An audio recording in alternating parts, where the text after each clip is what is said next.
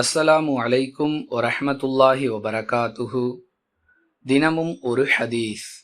அப்துர் ரஹ்மான் இப்னு Auf ரதியல்லாஹு அன்ஹு மற்றும் ஜுபைர் ரதியல்லாஹு அன்ஹு ஆகியோர் சிரங்கு நோயால் பாதிக்கப்பட்டிருந்தனர்.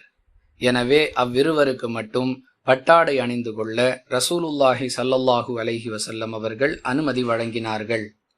அறிவிப்பவர் அனஸ் இப்னு மாலிக் ரதியல்லாஹு அன்ஹு.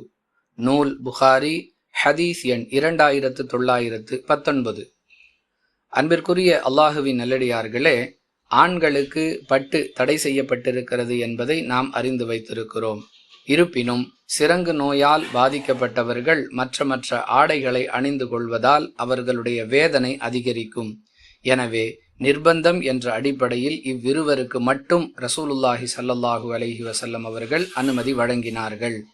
இதை ஆதாரமாக கொண்டு உடலில் ஏதாவது தோல் தொடர்பான நோய்கள் ஏற்பட்டு அதனால் மற்ற ஆடைகளை அணிந்து கொள்வது ஒருவருக்கு சிரமமாக இருக்கும் என்றிருந்தால் அவர் மென்மையான ஆடைகளை அணிந்து கொள்ளலாம்.